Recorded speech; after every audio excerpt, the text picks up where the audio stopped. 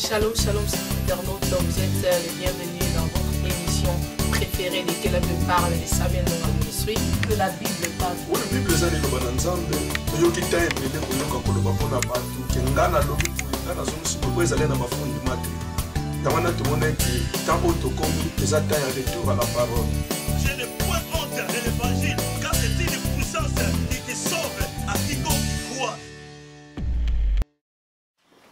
Bienvenue dans votre émission préférée que la Bible parle. Aujourd'hui, c'est encore un nouveau jour, une nouvelle émission que nous allons présenter avec Maman Bijou, Ntima qui est ici avec moi. C'est une émission que nous présentons pour le peuple de Dieu, 100% Jésus-Christ, comme vous saviez. Samuel Ndonga Ministry, c'est un site purement chrétien, c'est 100% Jésus.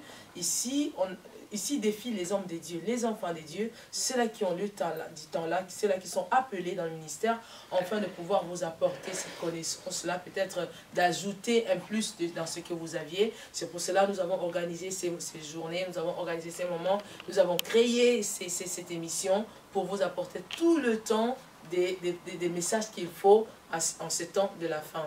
Aujourd'hui, c'est un jour nouveau, un jour spécial où nous avons reçu un homme de Dieu qui nous est venu d'ailleurs, qui nous est venu de l'Allemagne. C'est l'apôtre Nestor que nous avons reçu ici la fois dernière, que vous connaissez aussi, que vous avez aimé son émission de la fois dernière lorsqu'il est passé ici.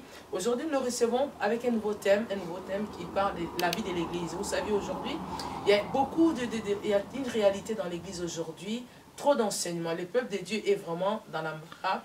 Le peuple de Dieu est embrouillé. Il ne sait plus que faire, que penser, qui croire, qui ne pas croire, que faire, que ne pas faire. Parce que le matin, un se lève, il se met devant la caméra, il presse sur la dîme n'est pas bien, l'autre il se place devant la caméra, il dit la dîme c'est biblique, la dîme était même avant Abraham, donc la dîme c'est Dieu, ça vient de Dieu lui-même. L'autre va expliquer qu'il n'est pas bon d'aller dans les églises, nous sommes même l'église.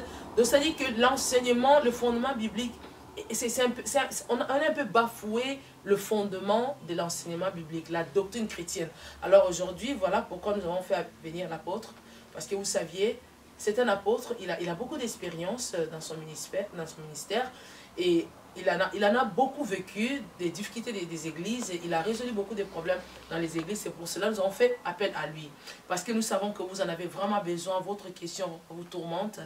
Vous avez appris vous-même aussi qu'il n'est pas bon de donner la dîme, mais vous avez appris aussi qu'il n'est pas bon de venir à l'église des fois pour certains, d'autres même, il n'est pas bon même de se marier à l'église, d'autres fois de se séparer, de ne pas ceci. Donc ça s'est dit, ça et là. Mais aujourd'hui, l'apôtre est venu. Il va nous aider. Comme l'apôtre Paul aidait les églises hier, les églises de Corinthe, afin de pouvoir résoudre certains problèmes locaux dans l'église. Aujourd'hui, nous sommes venus aussi avec un apôtre. Il va vraiment nous aider. Bonjour, ma Bijou. Bonjour, pasteur. Comment vas-tu? Oui, je vais bien. Aujourd'hui, l'apôtre est revenu. Oui. Il est venu avec un thème. La vie de l'église. Oui. Waouh. Est-ce que ton église vit? Oui, je crois parce que moi aussi je vis. Parce que dans l'église, il n'y a que la vie. Alors comme je vis, je crois que mon église aussi vit. Il faut vraiment que l'église vive, sinon c'est grave. Oui. Parce qu'on est déjà à la fin des temps. C'est comme les savants de la Bible appellent le temps eschatologique. Oui. C'est la fin. Donc il faut vraiment que ce soit des vraies choses. Les fondements doivent être vraiment bien assis, afin que les peuples de Dieu soient bien préparés. Apôtre, bonjour. Bonjour. Heureuse encore de vous recevoir sur notre plateau et que la Bible parle. Et nous voulons tout le temps laisser la Bible. Et nous savons que vous faites parler aussi la Bible. Parce que Dieu vous a rempli, Dieu vous a oint pour ce genre de choses.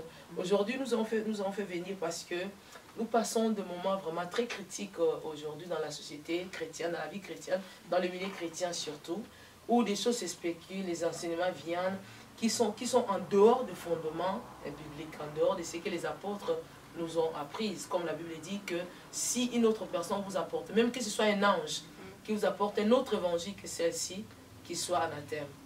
Apôtre, comment allez-vous? Je vais très bien, je suis très content d'être resté encore ici en Hollande, précisément dans la ville de Rotterdam, et dans notre chaîne que j'appelle souvent la chaîne de révélation, Samuel Ndonga Ministry, qui est un frère à moi, qui est un bien-aimé, un compagnon d'œuvre dans le travail du Seigneur. Depuis longtemps qu'on est ensemble, depuis 10 ans. chaque fois que je viens à Rotterdam, quand il était encore à Vladimir et tout ça, il me recevait. Donc je me retrouve chez moi. Je ne suis pas vraiment étranger parce que les ministères, l'église, qui est dirigée par le Reverend, ça m'aide donc à ministrer, c'est ma famille. Donc, je suis très content parce que les temps que nous vivons, c'était un temps critique qui venait de parler des problèmes eschatologiques. C'est pratiquement les 69e semaine de Daniel. Et l'horloge prophétique a été suspendue, le ouais a été retranché. Donc, il y a la période d'une année qui s'est introduite, de la grâce qui touche déjà à sa fin, qui, nous voyons déjà Jésus est à la porte. Alors, je suis très content. Et je suis très content d'être ici et pour parler de la vie de l'Église, des fondements de l'Église, de la vie de l'Église, de ce qu'il faut vraiment dans l'Église. Voir ce qui était dans le passé et ce qui se passe actuellement et ce qui doit être. Amen. Amen. Merci. Alors, apôtre, avant même qu'on commence l'émission La vie de l'Église, on a vu sur le Facebook, sur le net, tout le monde a vu que... Réseaux sociaux, en oui, fait. l'apôtre a été élu pour une seconde fois. Alors, je voulais mieux que les internautes découvrent eux-mêmes de quoi est-ce que vous êtes élu, de quoi et pourquoi, si vous pouvez nous expliquer. Oui, le samedi passé, le 27 juin, nous étions à Bruxelles et tous les pays de l'Europe, nous étions réunis pour célébrer les 55e année de l'indépendance du Congo et aussi la sortie officielle de la pastorale congolaise européenne, dont j'exerce les fonctions de président. Ça fait 6 mois depuis le mois de janvier. Et les anciens, c'est-à-dire des bishops, des évêques, des pasteurs responsables du pays, des présidents de chaque pays de l'Union européenne, ont décidé de m'introniser dans le service comme étant l'évêque général, dans le sens que je suis déjà évêque chez moi, je suis président de la pastorale luso-francophone d'Allemagne, et comme je dois diriger maintenant les évêques et des responsables des pastorales, alors ils m'ont intronisé comme évêque général. C'est une fonction, une tâche, une responsabilité par rapport à l'Europe. On m'a introduit comme évêque général responsable de la pastorale congolaise européenne, parce qu'il y a déjà des évêques dans chaque pays. Et alors maintenant, comme moi je suis le président de tous les présidents, on dit non, tu dois prendre le titre ou la fonction, je veux la fonction de l'évêque général. Oh, c'est seulement une fonction, mais ce n'était pas une consécration. Non, ce n'était pas une consécration, oui. C'est une... On m'a recommandé entre les mains du Seigneur pour la fonction de l'évêque général que je dois assumer pendant 2 ans et demi. L'évêque, ce n'est pas un ministère. Bon, l'évêque, c'est pas un ministère, c'est plus une fonction administrative. Parce que nous avons le système catholique, nous avons le système évangélique, nous avons le système de l'église de réveil. Donc, tout ça, nous avons le système épiscopal, le système congressionnaliste, le système monarchique et tout ça. Ça, ce sont un peu quand on va parler de leadership. Il y a plusieurs tendances, mais un évêque, c'est plus un superviseur, un responsable qui supervise d'autres ministères ou d'autres organisations chrétiennes. Donc là, sur le plateau, on peut vous appeler évêque. Donc, moi, si vous m'appelez Nestor, je suis d'accord. Vous m'appelez pasteur, je suis d'accord. Vous m'appelez apôtre, je suis d'accord. Vous m'appelez encore évêque, je suis toujours d'accord. Donc, pour moi, je n'ai pas de problème. Voilà, on est libre de vous appeler. Vous êtes libre. Tel que l'Esprit nous conduit. Oui, oui. Mais aujourd'hui, nous voulons parler de la vie de l'Église. Selon vous, comment doit être l'Église? Comment doit vivre l'Église? Oui, ça c'est un thème important et qui est fondamental dans la doctrine biblique. D'abord, je ne peux pas parler de la vie de l'Église sans définir d'abord les concepts Église. Qu'est-ce qu'est d'abord l'Église? C'est très important parce que beaucoup de gens se font des illusions dans la tête et beaucoup de gens se fondent eux-mêmes leurs idées. Et l'apôtre Paul dit ceci, quelque chose de très important dans le livre de 1 Corinthiens chapitre 3, le verset 10, il dit quoi? Et j'ai posé les fondements comme un sage architecte. Alors, que personne ne peut poser un autre fondement que ce qui a été posé par les apôtres. Donc, tout celui qui va mener un enseignement, une définition, une conception, une révélation qui n'est pas conforme au fondement de Paul et de Pierre, nous disons anathème. Nous rejetons ça. L'Église, c'est quoi? Qu'est-ce que l'Église? L'Église, du point de vue étymologique du mot, parce que la Bible a été écrite en hébreu et puis en grec. Le Nouveau Testament, tout a été écrit en grec avec un peu d'araméen. Ça vient du mot ecclésia, ecclésia, qui divise les deux mots, les préfixes ek, avec le verbe kaleo, qui veut tout simplement dire un peuple qui est sorti du monde, qui est mis à part pour écouter la voix du Seigneur. C'est comme c'était dans le peuple d'Israël.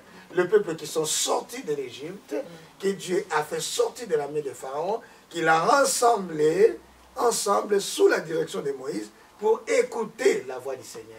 On appelle ça kahal en hébreu. En grec, on appelle ecclésia, qui veut dire un recoupement des individus, l'ensemble des personnes qui sont rachetées, sauvées, qui se regroupent quelque part pour écouter la voix du Seigneur. Est-ce que vous comprenez? Ça, c'est dans le contexte spirituel, ou bien dans le contexte étymologique du mot. Or, ce mot n'a pas commencé avec l'église chrétienne, ça a commencé plus sur le païen. C'est-à-dire, moi j'étais en Grèce, et ça fait 2 fois, 3 fois que j'étais en Grèce. J'ai vu même les parlements grecs s'étaient constitués, puis on appelait ça Ecclésia. Les héros des cités, les responsables sortaient de leur maison et ils allaient se retrouver pour débattre les affaires de citoyenneté. Or, l'église, c'est quoi? C'est les chrétiens, les gens qui ont reçu Jésus comme Seigneur et Sauveur, qui sortent chacun de son pays, de sa nation, de sa maison. On se rassemble au nom du Seigneur pour savoir écouter la voix et savoir l'adorer et le louer. C'est ce qu'on appelle principe, concept, église. Mais comment expliquez-vous, hein? Parce que je ne sais pas si vous avez quelque chose à Non, je voulais juste éclaircir que lorsque l'apôtre est en train de dire qu'étymologiquement, c'est juste pour dire, parce que ça semble un mot très compliqué, à l'origine, au départ, la source. Parce que quand les gens entendent étymologique, ils pensent, waouh, quels sont ces vocabulaires bibliques? Ce n'est que l'origine, à la base, au départ. Donc quand on dit étymologiquement, église signifie, donc ça dit à l'origine, au départ. Alors, votre question aujourd'hui? Oui, alors comment expliquez-vous qu'aujourd'hui, parce que vous avez dit que l'église, c'est l'ensemble des saints, de ceux qui sont appelés au nom du Seigneur, ils sont sortis du monde. Et ils sont venus au Seigneur. Là, si c'est ensemble, là, c'est ça l'église. Ouais. Mais comment expliquez-vous qu'il y a les enfants de Dieu qui sont aussi enfants de Dieu, nés de nouveau parfois, mais qui se trouvent aujourd'hui dans leur maison, qui ne veulent plus venir à l'église pour des raisons, je ne sais pas quoi, ou bien parce qu'un pasteur a dit que c'est aussi bien de suivre le message par l'internet, ou bien comment expliquez-vous ça? Oui, bon, c'est ça que je suis en train de dire. Ces gens-là n'ont pas compris d'abord la définition de l'église. Nous avons l'église des aspects. Il y a l'aspect spirituel, corps de Christ, qui est invisible. L'ensemble de tous ceux qui sont sauvés, Jésus connaît ce qui lui appartient. Ça, c'est spirituel. Mais l'aspect matériel de l'église, c'est les rassemblements. Les gens qui sont sauvés, ils doivent se rassembler ensemble pour louer et adorer et écouter la voix du Seigneur. Alors, quand un enfant de Dieu qui dit qu'il est membre de l'église, qu'il est sauvé, et qui ne veut pas se rassembler avec les autres, c'est qu'il n'est pas chrétien. On sous-entend par là, il n'a pas cette identité de l'église. Vous comprenez? Donc, il ne comprend pas qu'est-ce qu'est même l'église. C'est pourquoi j'ai commencé à définir qu'est-ce qu'est l'église. S'il dit je vais rester à la maison, je ne vais pas à l'église, il se soustrait du corps. Il n'a même pas Jésus en lui. Quelqu'un qui dit qu'il va rester à la maison, il ne veut pas se rassembler pour accomplir la pensée même de l'église. Mais il prie au moins, il écoute aussi la parole de Dieu par le net, à la maison, à sa maison. Mais ça c'est tout simplement une ignorance. C'est pourquoi nous sommes là pour éclairer le peuple. Je prie à la maison, vous comprenez, je prie à la maison, chacun de nous prie à la maison. Mais quand nous voulons parler de l'église, on doit se regrouper, se rassembler pour écouter la voix du Seigneur.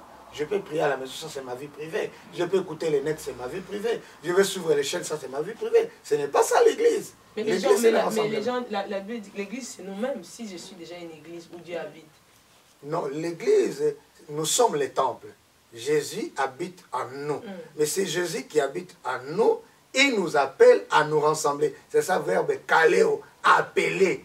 Appeler à sortir de ta maison pour aller se regrouper. Donc si je comprends bien, quand les gens disent qu'il y a, moi-même je suis l'église, c'est contexte spirituel. C'est spirituel. Oui. Je suis le temple. C'est un contexte spirituel. Donc c'est très nécessaire qu'un enfant de Dieu Puisque la Bible dit nous sommes sortis du monde Oui. pour être l'église. Pour être l'église. Pour être former le corps. physique, pour former le corps de Christ, il faut toujours se rassembler. Mais si se rassemblent chez eux à la maison. Non, ils se rassemblent à la maison. Je peux me rassembler à la maison pour faire ma prière personnelle. Je peux me rassembler à la maison pour prier avec ma famille. Avec sa femme et ses enfants. Ça, c'est toi. Mais dans la pensée de Dieu, bon, ça, on peut, dans un contexte particulier, je peux dire que je me rassemble avec ma famille. Je peux dire que c'est une entité de l'Église, une partie de l'Église. Mais quand on veut faire dans le contexte global, général, il faut que tous ceux qui sont dans les maisons là, on vienne ensemble, se retrouver ensemble pour écouter la voix du Seigneur. Est-ce qu'il y a un modèle pour l'Église? Oui, oui, il y a des modèles. On va prendre avec vous Actes des Apôtres, Actes chapitre 2, le verset 42 à 47. Prenons un modèle ici. Acte 2. Acte 2, verset 42 à 47. Acte 2, 42 à 47. Ils étaient tous assidus, ou en d'autres termes, ils persévéraient dans l'enseignement des apôtres, dans la communion fraternelle, ils partageaient le pain et ils persévéraient dans la prière. Amen. La crainte s'emparait chacun d'eux et beaucoup de miracles, de prodiges se faisaient par les apôtres. Et tous les croyants qui avaient reçu Jésus-Christ étaient en commun. Ils vendaient leurs champs, leurs possessions, partageaient les produits selon les besoins de chacun. Chaque jour, ils étaient assidus au temple. On appelle, ils étaient assidus à la maison. Chaque jour, ils étaient assidus au temple. D'un commun accord, ils repaient le pain dans les maisons et ils prenaient la nourriture avec joie et simplicité de cœur. Ils louaient et adoraient Dieu et tout le peuple, Dieu ajoutait à la communauté. Dieu ajoutait à l'église ceux qui étaient sauvés. Vous comprenez? Alors, quand quelqu'un va venir avec une révélation qui sort de ses fondements, ils étaient tous ensemble dans les temples. On n'a pas dit qu'ils n'étaient pas dans la maison. Chacun peut rompre les pains dans la maison. Je peux me rassembler avec ma famille pour prier, pour adorer, pour faire quoi. Ce n'est pas un problème. On peut appeler une entité de l'église. Alors, mais les gens sortaient de leur maison. Ils sortaient de leur vie. Ils allaient au temple pour se rassembler. C'est ce qu'on appelle kahal. C'est ce qu'on appelle église, ecclésia. Sortir de chez toi, sortir du monde, sortir de ton clan, sortir de ta clandestinité pour aller se retrouver avec les autres, pour savoir écouter la voix du Seigneur et savoir adorer ce Seigneur-là. Ils étaient ensemble et on dit 4 points qui sont là. 1. Ils persévéraient dans l'enseignement des apôtres. C'est pourquoi on voit dans Actes chapitre 3, Pierre va aller au temple à la 9e heure avec Jean pour aller dispenser l'enseignement. Il y avait un estropié à la porte. Il dit, je n'ai ni or ni argent. C'était la 9e heure, l'heure de la prière. Alors quand quelqu'un va se dire apôtre, prophète, évangéliste, il dit, il faut rester à la maison. Il est maintenant en dehors de la Bible. Parce que Pierre et Jean allaient au temple. Jésus est parti au temple 3 fois. Quand nous lisons les Écritures, il a célébré la Pâque avec les Juifs. 3 fois, il a célébré la Pâque. Il est parti au temple. Alors, quand quelqu'un dit qu'il ne faut pas aller au temple, il est contre la parole de Dieu, il est contre l'enseignement apostolique. Et les gens étaient dans les temples pour suivre premièrement l'enseignement. Nous allons dans l'église. Nous allons dans... Jésus n'a pas laissé les chaînes de télévision. Jésus n'a pas laissé les internets. Jésus a laissé quoi? L'église. L'institution officielle de Dieu sur la terre, c'est l'église. Alors, quand quelqu'un refuse d'aller à l'église, d'aller dans l'assemblée, non, pratiquement, il est en dehors de la pensée de Dieu. Il est en dehors de la vision de Dieu. C'est vrai, il y avait des églises, des maisons. Des églises, des maisons. C'est-à-dire, quand il n'y a pas dans une ville une assemblée ou bien un bâtiment, les gens pouvaient se retrouver dans une maison pour partager la parole. Je ne refuse pas, ça est dans les Écritures. Pour la parler, le qui est dans la maison de Mousfort. Il a parlé ça dans l'épître des Romains. Il a parlé aussi dans d'autres épîtres, ce n'est pas un problème. Mais cela ne dit pas qu'il ne faut pas aller dans l'assemblée. Vous comprenez? Parce que dans l'assemblée, nous allons pour être enseignés par les gens-là que Dieu a établis. Et 2, nous allons dans l'assemblée ici pour la communion fraternelle. C'est-à-dire pour partager la vie de Christ. Christ qui est mort pour nous, nous devons partager cette vie d'amour, la fraternité avec les autres. C'est ce qu'on appelle la communion fraternelle. La vie de l'église, c'était une vie de fraternité. Ce n'est pas une vie d'individualisme. Que je suis chez moi avec ma famille, je suis chez moi avec mon foyer, je suis chez moi avec 2-3 personnes. Non, ça c'est la division dans le corps. La vie de Christ et la vie de l'église, c'est la vie de fraternité. C'est-à-dire quoi? On doit se retrouver ensemble, écouter la parole ensemble, prier ensemble, manger et rompre le pain ensemble, célébrer la Sainte Seine ensemble. C'est ce qui était la vie des disciples. Et on nous dit qu'ils étaient assidus au temple. Ils n'étaient pas assidus dans les maisons. Ils étaient assidus au temple. Alors, que dites-vous de cette écriture? Maintenant, les gens qui interprètent très mal, qu'il ne faut pas aller à l'église, il ne faut pas aller au temple, ce sont eux qui sont en dehors de la parole de Dieu.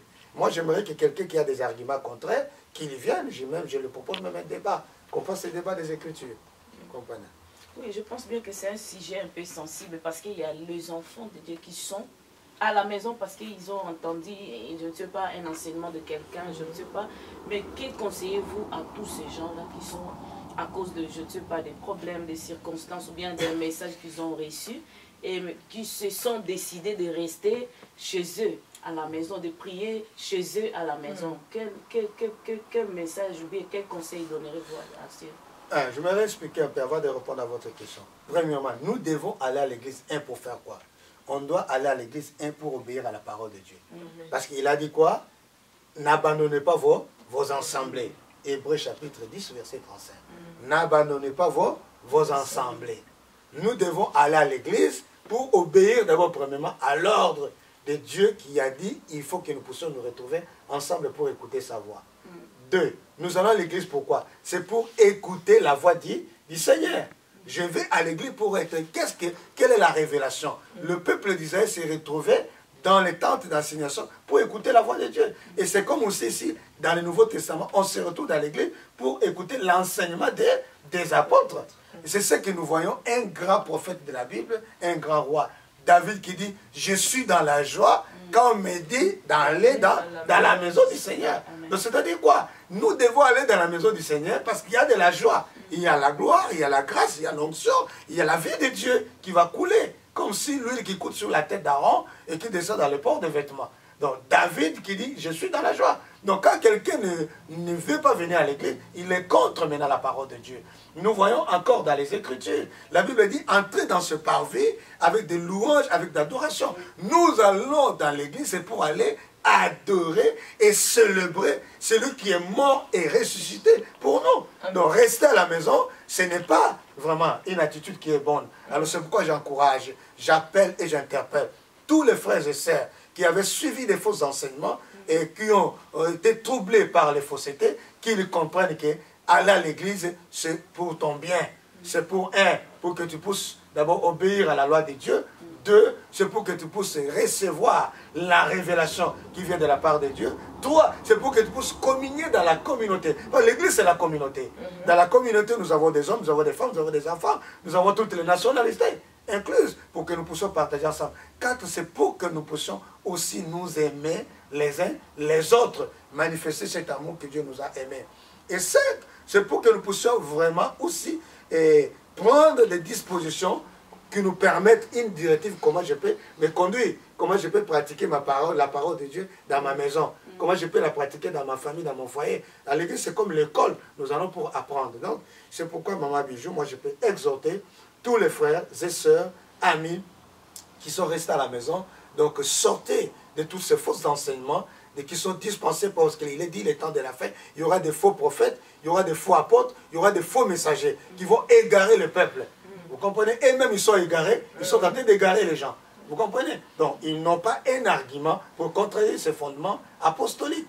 Nous sommes sur les fondements des apôtres et des prophètes. Jésus est parti au temple, les apôtres étaient assidus au temple, les premiers chrétiens étaient dans les églises. Quand on parle de Colosse, Éphèse, ce sont des églises. Ce sont des églises locales qui régorgeaient les gens, qui venaient tous les jours pour écouter la parole de Dieu.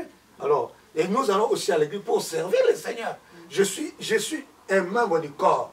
Tu comprends? J'ai un don de prophétie, j'ai un don de révélation, j'ai un don de chanter, j'ai un don de parler en langue. Je ne veux pas l'exercer à la maison. La Bible dit, quand nous sommes ensemblés, au nom du Seigneur, dans l'épître des Corinthiens, si quelqu'un a une prophétie, qu'il fasse quoi? Qu'il la donne. Si quelqu'un a une révélation, qu'il fasse quoi? Qu'il la donne. Donc nous allons à l'église pour mettre nos dons et nos talents au service des autres. Alors si moi j'ai un appel, j'ai un ministère, j'ai une grâce, j'ai un don, je reste à la maison. Oh, la Bible dit quoi? Mettez au service des autres le temps qu'on a reçu. Donc on doit aller à l'église pour servir le Seigneur. On doit aller à l'église pour mettre notre don au service des autres. Et on doit aller à l'église pour être édifié aussi des dons d'autres personnes. Donc quelqu'un qui ne veut pas partir à l'église, il se prive de beaucoup de choses.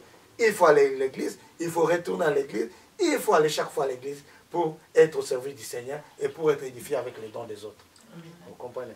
Oui, oui, mais que dites-vous aussi de ces gens-là qui sont dans leur maison, qui ne veulent pas aller à l'église à cause de leurs raisons qu'ils ont, mais au moins qui donnent des prophéties. Il appelle quelqu'un, écoute, Dieu m'a dit ceci, Dieu m'a dit cela, mais il ne veut pas, comme vous avez dit, s'assembler avec les autres. Et la prophétie de Dieu, nous pouvons lire avec vous dans l'épître de Paul 1 Corinthiens, bon, pour que nous puissions vraiment avoir une lumière totale sur ces choses, parce qu'il y a beaucoup qui extrapolent. Nous voulons plus y rester dans les contextes des Écritures. Si nous lisons 1 Corinthiens chapitre 14, les versets 23, hein, lisez-nous ensemble si vous avez trouvé ça. J'aimerais que vous puissiez lire parce que moi j'ai lu l'autre écriture. 1 Corinthiens 14 à partir du verset 23. Lisez. 1 Corinthiens 14 à partir du verset 23, je lis au nom de Jésus. La Bible me dit ceci. Si donc dans une assemblée de l'église entière, tous parlent en langue, et qu'il survienne des hommes du peuple ou de non-croyants, ne diront-ils pas que vous êtes fous? Mais si tous prophétisent, et qu'il survienne quelques non-croyants ou un homme du peuple, il est convaincu par tous, il est jugé par tous. Les secrets de son cœur sont dévoilés, de telle sorte que, tombant sur sa face, il adora Dieu et publiera que Dieu est réellement au milieu de vous. Que faites donc? Que faire donc, frères? Lorsque vous assemblez les uns ou les autres parmi vous, ont-ils un cantique, une instruction ou une révélation, une langue, une interprétation, que tout s'efface pas pour l'édification?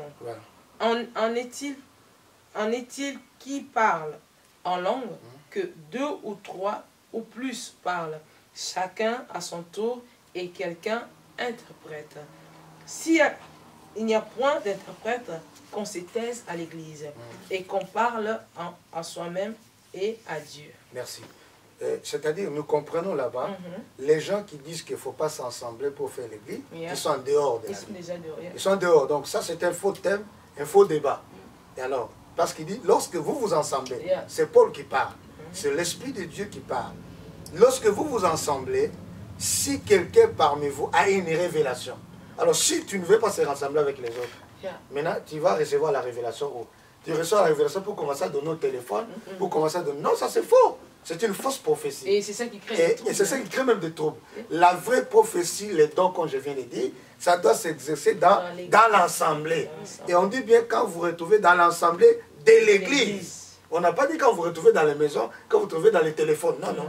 C'est dans l'assemblée de l'église que quelqu'un a un don, il va exercer son don et les autres vont être édifiés dans l'assemblée de l'église. Mais pasteur, mais c'est autorisé aussi que quelqu'un soit chez soi et que Dieu lui parle, une prophétie pour un frère, je ne sais pas, c'est malgré qu'il n'est pas à l'église, non? Non, mais ça c'est on dit on est dans un domaine particulier. On ne peut pas prendre les cas particuliers pour généraliser. Mais nous parlons comment on peut exercer les dons que tu as, et c'est dans l'église.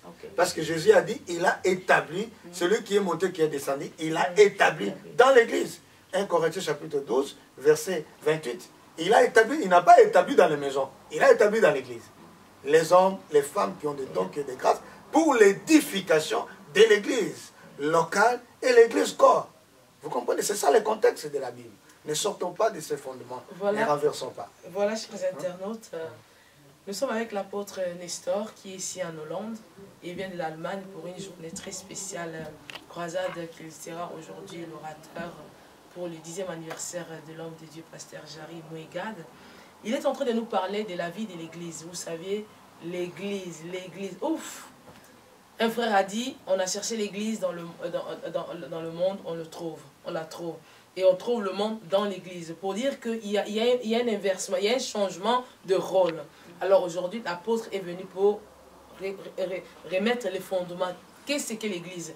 Il est en train de nous faire croire que ceux-là qui pensent que l'église n'est pas nécessaire aujourd'hui, parce qu'on attend beaucoup sur les nets qu'il n'est pas nécessaire d'aller à l'église, toi-même tu es une église, mais il explique que l'église que vous êtes, c'est spirituel. Parce que le Saint-Esprit vit en vous.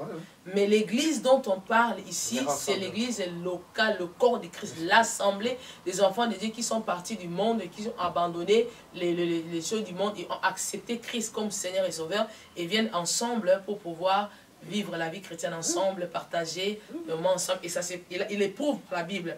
Parce que ici, c'est la Bible qui parle. Il nous donne les versets qui appuient cela. Et nous revenons encore à lui, l'apôtre. Est-ce que c'est mauvais pour quelqu'un qui appelle au téléphone, qui édifie aussi, qui donne des messages, qui sont aussi vrais, parce que souvent c'est aussi vrai. Non. Comment cela est possible? On ne peut pas refuser, nous sommes dans un monde moderne, c'est-à-dire que l'Église du temps apostolique, elle a connu beaucoup de choses, parce que là, dans le contexte de l'histoire de l'Église, il y a l'Église apostolique, il y a l'Église apostolique, il y a l'Église persécutée, il y a l'Église apostate, il y a l'Église réformée, il y a l'Église... Donc, il y a toute une histoire qu'on peut parler. Alors, aujourd'hui, avec le modernisme, avec le net, avec les téléphones, avec les internautes, on n'interdit pas. Nous, on n'interdit pas. Ça, c'est selon la liberté du Saint-Esprit. Quelqu'un peut donner un message, ça peut être vrai, mais ce que je peux conseiller, il faut consulter l'Urim et le Thummim. Yes. C'est-à-dire quoi? Il faut consulter la parole de Dieu. Si quelqu'un donne une prophétie, une révélation, par téléphone, par le net, par ceci, il faut qu'on regarde qu'est-ce que les Écritures parlent. Que dit la Bible sur ça? Vous comprenez? Alors, parce qu'il y a beaucoup de charlatans aujourd'hui et qui ne veulent pas aller à l'église pour mettre le don. Parce que quand tu vas à l'église, c'est là qu'on va t'éprouver. On dit là-bas, tu es allé. Que les autres prophétisent, que les autres quoi? Jugent. C'est-à-dire, nous avons le droit de dire non à la prophétie, non à la révélation.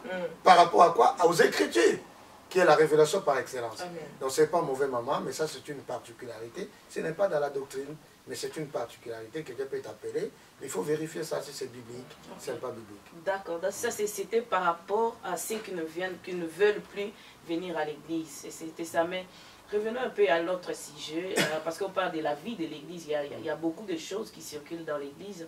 Revenons au dîme.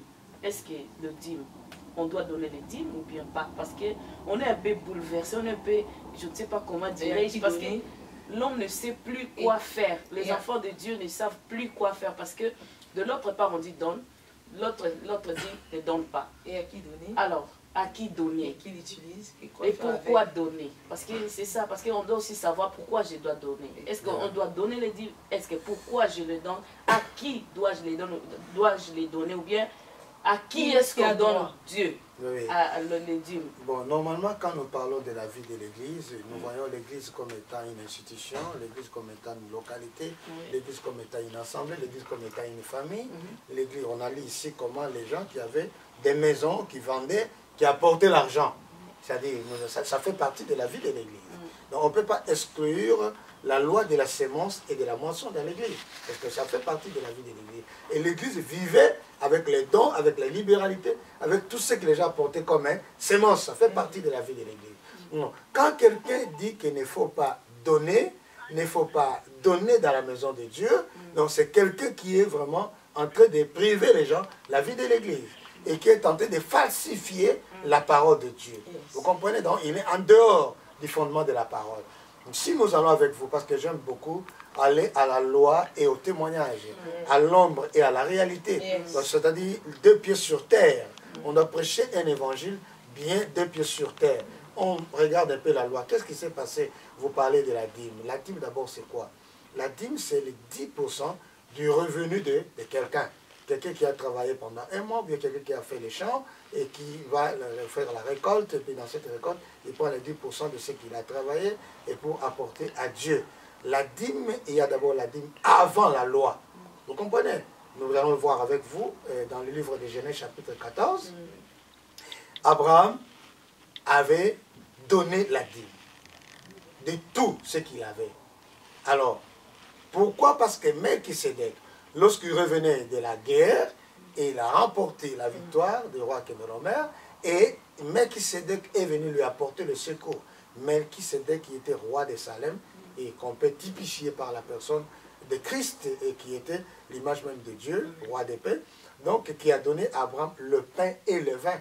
Et Abraham a pris la dîme de ce qu'il avait. On peut lire avec vous, parce que j'aimerais plus qu'on reste dans les Écritures. On peut lire ça dans le livre de Genèse, chapitre 14.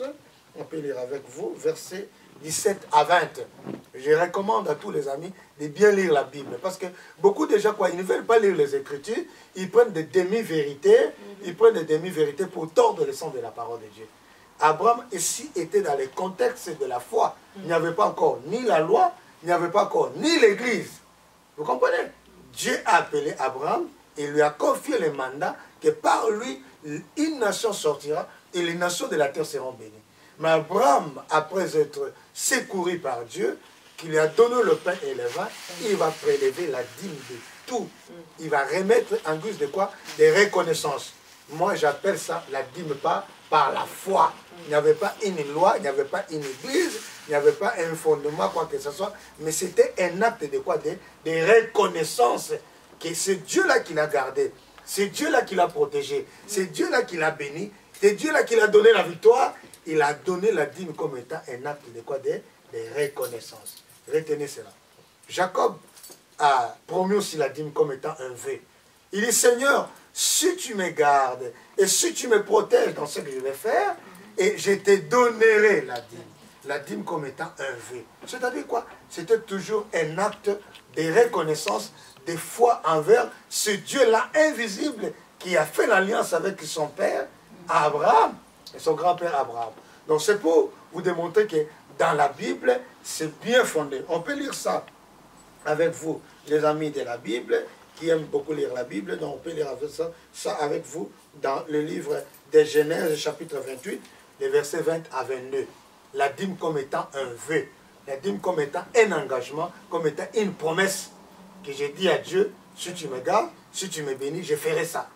C'était avant la loi. Alors, nous quittons cette étape, nous entrons dans la deuxième étape qui est l'étape de la loi.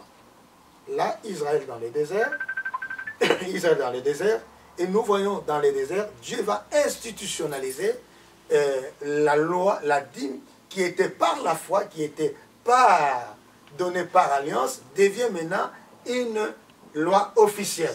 Et pourquoi? Parce que Dieu va prendre entre les 12 tribus, il va prendre un tribu qu'on appelle Lévi, qui devait rester à temps plein pour le service des tabernacles, du temple, et les 11 tribus devaient travailler pour apporter maintenant dans la maison, et cela devait constituer un besoin pour répondre aux besoins du temple, aux besoins du tabernacle, et nourrir les Lévites qui étaient là, qui travaillent dans la maison de Dieu. Ça, on appelait ça la dîme sous la loi. C'est la deuxième étape. Alors nous venons maintenant dans le Nouveau Testament, la dîme sous la grâce. La dîme sous la grâce, Jésus nous a donné les 100% des grâces. Et c'est pourquoi dans le Nouveau Testament, nous appelons la dîme sous la grâce un principe pour être béni. Paul dit quoi? Celui qui sème paix, il va moissonner comment? Paix. Celui qui sème abondamment, il va moissonner abondamment. On peut voir avec vous, par exemple, dans le livre de Hébreux, chapitre 7, les versets 4 à 10. Ici, on nous rappelle d'Abraham, et puis on nous montre les fils de Lévi, et comment la dîme était un droit légal, et qui était donné pour Dieu, et que cette dîme répondait aux besoins de la maison de Dieu, et aux besoins des serviteurs de Dieu. Donc quand quelqu'un vous dit aujourd'hui, il ne faut pas donner la dîme, il va vous demander la libéralité. Oh, la libéralité, je vous demande 100%. Oh, la dîme, c'est le 10%. Dis-moi, j'ai 1000 euros, la dîme, c'est combien? C'est 100 euros. Mais je te dis, il faut donner la libéralité, il faut prendre les 1000 euros. Maintenant, qui demande beaucoup? C'est quelqu'un qui demande la libéralité, qui demande beaucoup. Parce que la dîme, c'est le minimum, la liberté, c'est le maximum. Quelqu'un comme Ananias et Saphir, ils ont vendu leurs champs, ils ont pris tout l'argent, et disons Barnabas, il a pris tout l'argent, il a déposé au pied des apôtres. Il a donné les 100%. Or, la dîme, c'est le minimum, la libéralité, c'est le maximum. Ananias et Saphir, ils ont essayé de suivre Barnabas, ils sont tombés. Pourquoi? Ils n'ont pas donné le maximum, ils sont venus donner le minimum. C'était dans l'église, ce n'était pas la loi. C'est pour vous démontrer que, bien aimé, ce qui est important aujourd'hui au peuple de Dieu, il faut savoir s'aimer. C'est la loi de la sémence et de la moisson.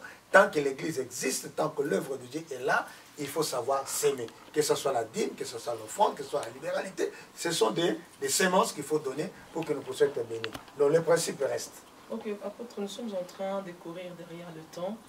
Le temps nous fait vraiment défaut, donc la régie nous signale déjà qu'il ne nous reste plus assez de temps pour pouvoir développer cela. Est-ce que vous avez un conseil à donner au peuple de Dieu qui vous regarde par rapport à la vie de l'Église, de résumer un peu ce que vous avez dit ici, peut-être celui qui vous suivra juste à la fin comprendra exactement quelle est la vie de l'Église. J'ai commencé par dire, pour conclure, vous savez, c'est tellement difficile à l'école biblique, et nous avons appris ce chapitre, bien pratiquement cette doctrine chrétienne, l'ecclésiologie, c'est presque une année. C'est tout un cycle qu'on apprend pendant une année pour comprendre vraiment l'Église, c'est quoi. Donc l'Église, ce n'est pas ce que les gens pensent, ce n'est pas un bâtiment, c'est les rassemblements des gens qui sont rachetés, qui se retrouvent quelque part dans une localité, dans un bâtiment, pour louer, pour adorer le Seigneur, pour écouter la parole de Dieu qu'on appelle Kahal, un peuple qui est sorti de l'Égypte, qui est sorti du monde. Donc c'est pourquoi je me redis que tout celui qui se reconnaît chrétien, qui est sauvé, il doit sortir de chez lui, on doit se retrouver quelque part pour écouter la voix du Seigneur, pour adorer, pour aussi mettre nos dons, nos talents au service des autres, et pour aussi être édifié avec les dons des autres, et aussi pour partager la vie de l'amour, la fraternité, la communion fraternelle, manger ensemble, vivre ensemble, prier ensemble, c'est ça la vie de l'Église. Et apporter aussi sur ce que Dieu nous a donné, comme bien matériel et financier, nous l'apportons pour répondre aux besoins de l'Église. C'est quoi? Et c'est comme ça, c'est ça la vie de l'Église. Donc quelqu'un qui nous dit qu'il ne veut pas aller à l'Église, il a la contre de la parole de Dieu. Donc, David a dit, je suis dans la joie quand on me dit, allons dans la maison de l'Éternel. Il n'a pas dit, je suis dans la joie quand on me dit, restons, prions dans les maisons. Donc ce sont des prédicateurs qui égarent les gens. Et moi, j'aimerais vraiment les mettre en garde et mettre tous ces chrétiens en garde que ne suivez pas des réalités, ne suivez pas des faux prophètes, ne suivez pas des faux apôtres, suivez plus la parole de Dieu qui dit qu'il faut aller dans l'église pour être édifié, pour se mettre au service du Seigneur. Et c'est là que Dieu fait descendre sa gloire, sa puissance pour nous permettre de nous préparer pour l'enlèvement. Et pour souligner, Jésus ne viendra pas prendre les maisons ou les gens. Jésus viendra prendre son église. Il viendra prendre son église. Alors si toi tu ne viens pas à l'église, tu ne fais pas partie de l'église, que ce soit corps de Christ ou local, c'est que tu ne participeras pas à l'enlèvement. Il faut être membre de l'église corps et membre de l'église locale, c'est là que tu prendras part à l'enlèvement. Merci beaucoup papa. Tel que nous sommes en train de parler là, il y a les gens qui nous suivent sûrement blessés par les réalités de l'église, les réalités de cette famille chrétienne. Qu'on le veuille ou pas, nous sommes quelque part famille. Alors, et dans chaque famille, il y a toujours des tiraillements, il y a des moments de joie, des moments d'incompréhension, des disputes. Sûrement, il y a des gens dans les maisons qui sont assis depuis des années, qui ne veulent plus aller à l'église et qui sont déçus peut-être d'une prédication ou d'un pasteur. On m'avait prêché, on m'avait doigté du doigt. Alors, qu'est-ce que vous pouvez prier? Si vous pouvez prier pour eux, peut-être la prière que vous allez faire tout à l'heure, le Saint-Esprit les touchera et ils reviendront à leur raison et vont regagner encore la famille chrétienne à l'église. Oui, merci. Vous savez, Saint-Augustin, il y a des pères de Saint-Augustin, Martin Luther, Jean Calvin, qui sont des grands théologiens qui ont défini le concept de l'église, que l'église n'est pas seulement là où tous les biens se rassemblent. Il y a aussi les mauvais qui viennent, il y a aussi les livrets et le bleu, tout ça. Dans l'église locale, il y a l'imperfection, mais c'est dans l'église du corps qui n'a pas l'imperfection. Même à Corinthe, l'apôtre Paul a constaté qu'ils étaient des chrétiens, ils étaient une église, mais il y avait des personnes qui étaient charnelles. Il y avait des disputes, il y avait des querelles, il y avait des jalousies. Je suis pour Paul, je suis pour Apollos. Si tu as été scandalisé, tu as été blessé par un pasteur, par un homme de Dieu, par un frère, par une soeur, ne reste pas à la maison. Je t'exhorte à pardonner et à revenir dans cet ordre formel qui est l'ensemble des saints et de l'église pour être édifié, pour être reconstruit, pour être préparé afin que Jésus vienne te prendre ces jours-là. Donc je vais faire une prière pour toi, que Dieu te donne le cœur, de te ressaisir, de te rétablir et de pardonner, de libérer cela et de revenir à l'ensemble. Je peux prier. Dieu notre Père, merci pour la grâce que tu nous as donnée de savoir dispenser cette doctrine de l'église et que nous formons ce corps et qui est invisible et qui est visible, Jésus. Donc toi-même tu as dit, je bâtirai mon église, c'est toi qui as bâti, et nous sommes ton église, Et nous sommes ton peuple que tu as racheté. Nous te représentons sur la terre. Seigneur, je prie, éternel Dieu des armées, pour ceux qui étaient dans les maisons. Comme tu as dit, allons dans la maison du Seigneur. Comme tu as dit, n'abandonnons pas nos assemblées. Ceux qui ont abandonné, qu'ils reviennent. Et ceux qui étaient dans les maisons, qu'ils reviennent. Et ceux qui étaient blessés, qu'ils soient guéris. Parce que tu as dit dans ta parole, tu es venu pour guérir ceux qui ont le cœur brisé. Guéris leur cœur, libère leur cœur, Seigneur. Soulage-les, Seigneur. Ceux qui étaient scandalisés, qu'on se pardonne. Et ceux qui ont scandalisé aussi le peuple, ces hommes de Dieu, nous les pardonnons aussi. Que tu as dit, mon juste tombera cette fois, je le releverai, Seigneur. Nous avons un ministère de relever. Nous n'avons pas un ministère de condamner. Nous avons un ministère de fortifier, de relever tous ceux qui sont tombés, afin que nous puissions marcher dans la même direction, parce que tu reviens bientôt. Fortifie, Seigneur, relève, et Seigneur, enrichis, et bénis encore de plus en plus chacun de nous, afin que nous puissions vraiment demeurer dans la parole, demeurer dans l'église, demeurer dans les fondements, parce que tu reviens bientôt pour nous prendre. Au nom de Jésus-Christ, nous avons ainsi prié. Amen. Amen. Voilà, chers internautes, nous sommes à la fin de notre émission de Que la Bible parle. Aujourd'hui, nous avons parlé de la vie de l'Église et je suis sûre que la prière qu'a fait l'homme de Dieu tout à l'heure a touché votre cœur si vous étiez de ceux-là qui avaient été blessés peut-être par un homme de Dieu pour une prédication. Nous avons été sur ce plateau heureux de partager ce moment ensemble avec Maman Bijou. Si peut-être tu as quelque chose à dire pour dire au revoir au peuple de Dieu. Moi, tu sais quoi, lorsque l'apôtre parlait, je vois Jésus, un petit Jésus qu'on a amené dans les temples, parce qu'il avait la passion de servir Dieu. Il est resté même dans les temples. Alors je dirais même aux internautes, mais si tu as la passion de Dieu, viens dans les temples de Dieu pour servir le Seigneur, pour exercer tout le don que le Seigneur a mis en toi. Et nous visiter. Visitez-nous sur www.samuelndonga, ce qui est votre site. C'était la Bible, que la Bible parle de Samuel Ndonga. À bientôt. Au revoir. Bye.